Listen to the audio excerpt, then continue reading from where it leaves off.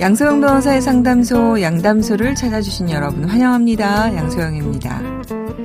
앞으로 모든 운전자는 교차로에서 우회전을 하거나 신호등이 없는 작은 횡단보도를 지날 때 횡단보도 쪽 인도에 사람이 보이면 일단 정지를 해야 합니다. 지금은 횡단보도를 건너는 사람이 있을 때만 운전자가 서면 되는데요. 도로교통법이 개정되면서 달라집니다. 어떤 점을 조심해야 될까요?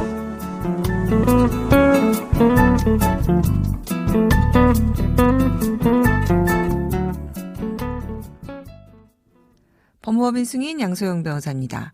네, 개정안의 핵심은요. 운전자의 보행자 보호의 의무를 규정한 27조 1항인데요. 지금은 보행자가 횡단보도를 통행하고 있을 때에는 보행자의 횡단을 방해하거나 위험을 주지 않도록 횡단보도 앞에서 일시정지를 해야 한다.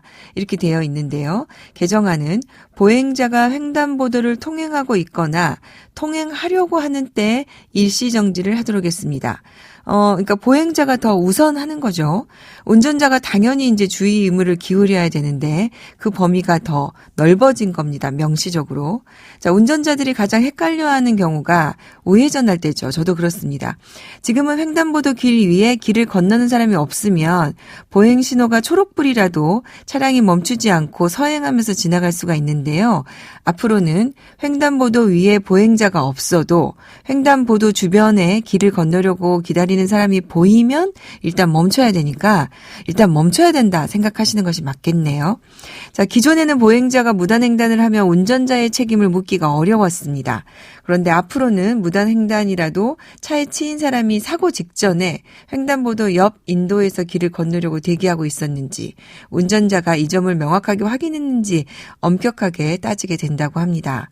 자, 이번 개정안으로 어린이 보호구역 내에 설치된 횡단보도 앞에서는 신호등 없이도 무조건 일시 정지해야 된다는 내용도 담겨 있다고 하니까요. 앞으로 더 주의하셔야 될 것 같고요. 자, 우회전할 때 일단 정지 이렇게 생각하면 좋을 것 같습니다.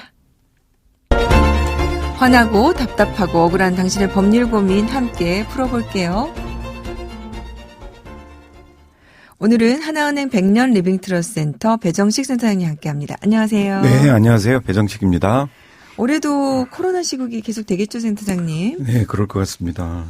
저도 이제 많은 분들을 상담하다 보니까 방역이 정말 점검하는 게 중요한 것 같습니다. 네. 주변의 지인들 중에서도 코로나 때문에 뭐 가끔 사망하는 사례도 접하게 되는데요. 그러게요. 이제 먹는 치료제도 들어온다고 하니까 정말 빨리 코로나가 끝나길 기대해 봅니다. 네. 우리 이런 희망을 안고 또 준비된 사연 듣고 자세한 얘기 나눠보겠습니다.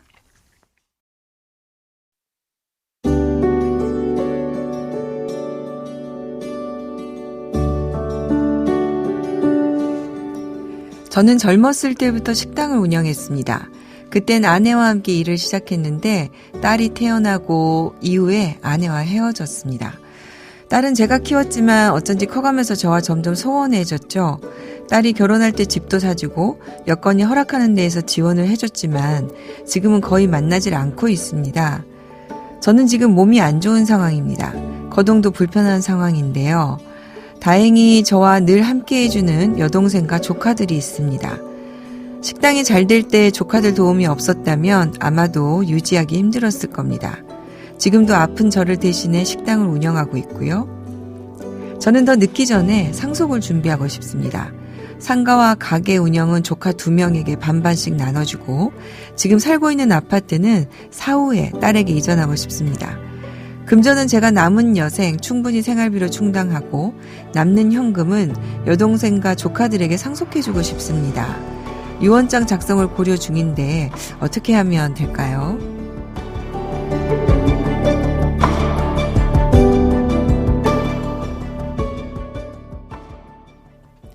아무래도 몸이 안 좋아지시면서 고민이 많아지신 것 같군요.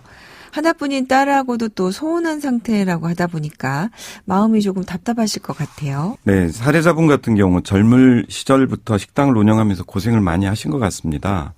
저희 센터에서도 상담하다 보면 이렇게 사례자분처럼 이 자녀분들하고 왕래가 끊긴 분들 좀 만나게 되거든요.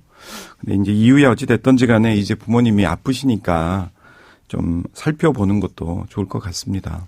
저는 얼마 전에 미국 드라마를 보면서요. 그 어머니가 요양원에 계시는데 네. 아들이 몇 년을 안 찾아간 내용이 나와서 어머니를 보러 간다고 하면서 이제 아내한테 여행을 네. 다녀오겠다. 네. 이런 내용을 보고 굉장히 좀 충격을 먹었어요. 완전히 네. 문화가 다른데 네. 우리도 지금 이렇게 돼가고 있는 게 아닌가 싶군요. 네. 네. 예. 자, 그럼 센터장님, 사례자가 원하는 대로 상속 설계가 가능하겠습니까? 네, 이제 사례자분께서 유언장 작성도 생각하신다고 이렇게 했는데요. 아무래도 금융재산이 있다 보면은 유언장보다는 신탁으로 상속 설계를 설계하셔라. 네. 상속 계획을 설계하셔라. 이렇게 좀 권유드리고 싶습니다. 네. 현실적으로 어떤 점이 더 좋습니까? 네, 이제 많은 분들이 유언장 작성해 놓으면 되지 굳이 신탁까지 할 필요 있을까라고 생각하십니다. 뭐 유언장에 문제가 있어서 그런 것은 아니고요. 실무적으로 상속 집행 과정에서 이제 유언장에 조금 한계 사항이 있기 때문에 네. 이제 그렇습니다. 실제 이제 상속이 발생하고 유언장을 이제 금융기관에 제출을 하면 사실 그대로 집행을 해줘야 되거든요. 네. 근데 이제 금융기관에서는 그 제시된 유언장이 마지막에 작성된 그런 사실을 알 수 없기 때문에 다른 유언장이 있을 수도 있다. 그렇죠. 이런 문제가 네네. 있군요. 네. 그런 이제 리스크 때문에 오히려 모든 상속인들의 동의를 요구하는 그런 이제 실무적인 한계에 부딪히게 됩니다. 네네. 그렇기 때문에 이제 신탁 활용을 권유드리는 거고요. 네. 신탁에서는 돌아가신 분의 어떤 사망 관련 서류와 받을 분의 신분만 확인이 되면 바로 집행이 되는 좀 편리함이 있기 때문에 그렇습니다. 네. 센터장님 말씀을 들어보니까 충분히 좀 이해가 가는 면이 네네. 있네요.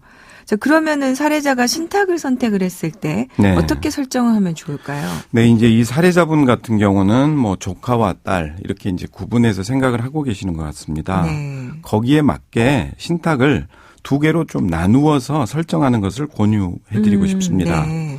우선 이제 가계 뭐 운용자금 용도로 하고 있는 그 재산 뭐 이제 금전하고 뭐 상가가 되겠는데요.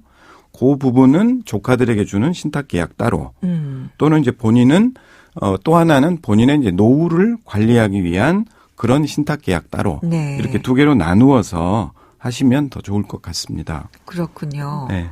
지금 신탁 계약은 한 사람이 하면서 사후에 상속받는 수익자별로 재산을 다르게 지정해 놓는 그런 방식인가요? 네, 그렇습니다. 이 사례자분 같은 경우는 상속하는 과정에서 아무래도 이제 딸과 소원한 관계에 있는 딸과 조카들이 서로 이해관계도 좀 다르고 네. 예, 서로 이제 관계도 소통이 지금 돼 있지 않는 상태다 보니까 오히려 수익자별로 나누어서 계약하는 게 훨씬 더 의미가 있을 것 같습니다. 네. 물론 이제 경우에 따라서는 재산 종류별로 또 묶어서 종합적으로 묶어서 운용하는 것 따로 이렇게 이제 하실 수도 있고요. 네. 뭐 예를 들자면 뭐 금전 같은 경우는 한꺼번에 운용해서 그 비율대로 나누어 줘라. 뭐 이렇게도 이제 하실 수가 있을 것 같습니다. 그렇군요. 상속 고민을 좀 더 이렇게 구별해서 단순화하고 재산별 목록별로 정리하고 그렇게 하면은 고민이 상당히 덜어지겠구나. 그런 생각이 드는데요. 네, 그렇습니다. 센터장님 이렇게 사연을 보면은요. 딸과 지금 왕래가 없잖아요. 네. 생전 중요도 해줬는데 그래도 또 집은 상속해주고 싶다 이렇게 하고 계시네요. 네, 그렇습니다. 이분은 이제 두 가지를 다 생각을 하시는 것 같은데요. 일단 마지막으로 본인의 딸을 위한 배려 네. 그런 마음이 좀 느껴지고요. 또 이제 조카들에게도 일부 이제 상가와 재산을 남겨주고자 하기 때문에 네. 일방적으로 조카에게만 다 물려준다면 상속인인 딸이 또 유류분 청구 소송이라든지 맞아요. 네. 법적 분쟁을 일으킬 수가 있기 때문에 네. 그에 대한 대비도 같이 하시는 것 같습니다. 네, 현명하신 것 같아요. 네. 자, 사례자의 경우에 금전을 신탁하면서 본인 노후 설계를 하는 거 구체적으로 어떻게 하면 좋겠습니까? 네, 이제 사례자분은 건강이 안 좋으시기 때문에 이제 도움을 받지 않으면 네. 뭐 안 될 상황 같습니다.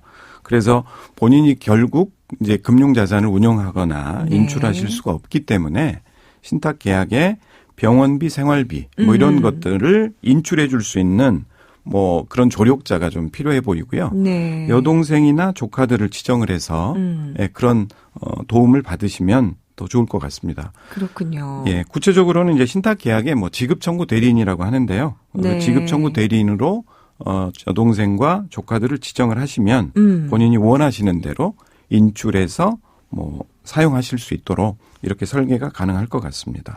저는 신탁계약에서 이 부분이 가장 마음에 들더라고요. 네. 그러니까 내가 어떤 위험이 발생하거나 병원에 가거나 네. 이럴 상황이 벌어졌을 때 네. 그거를 이제 사실은 조카들에게 임의로 맡기면 그렇죠. 본인들이 마음대로 인출해서 쓸 수도 있는 부분이 있는데 그렇죠. 이거를 이제 신탁계약을 통해서 조율할 수 있고 네. 내가 안전하게 그 비용으로 네. 할 수 있도록 하는 부분이 있어서 그렇습니다. 이런 설계가 굉장히 신탁으로 할 경우에 유리하고 믿을 수 있는 장점이 있는 것 같습니다. 네. 자, 그러면 이제 좀 궁금한 게 지급 청구 대리인을 여동생 외에 조카들 이렇게 여러 명을 지정할 수도 있습니까? 네, 여러 명 선정해서 이렇게 지정해서 구성을 해 놓을 수도 있습니다. 네. 뭐 예를 들어서 여동생을 1차 지급 청구 대리인 이렇게 해 놓고 또 그 대리인도 유고가 발생할 수 있기 때문에 네. 뭐 2차, 3차 뭐 이렇게 임의대로 원하시는 대로 지정을 해 놓을 수가 있습니다. 네.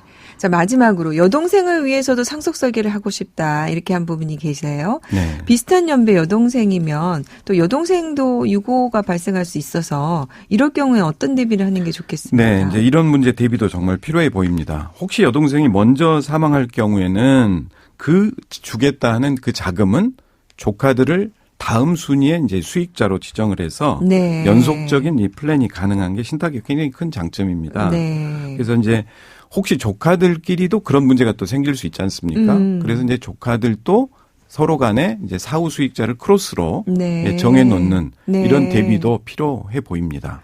결국에 센터장님 말씀을 들어보니까 이런 많은 상황에 대비해서 계약 조건을 다 넣어놓을 수 있다. 그렇습니다. 단계별로 쭉 네. 집어넣으면 이 부분이 아무래도 유언과 네. 신탁이 다른 점이 되겠군요. 네. 네, 오늘도 친절한 상담 감사드립니다. 네, 감사합니다. 오늘은 하나은행 백년 리빙트러스트 센터 배정식 센터장님 함께했습니다. 양소영 변호사의 상담소 양담소는 내일 또 문을 엽니다. 끝곡 마이클 잭슨의 Will You Be There 들려드릴게요. 양소영이었습니다.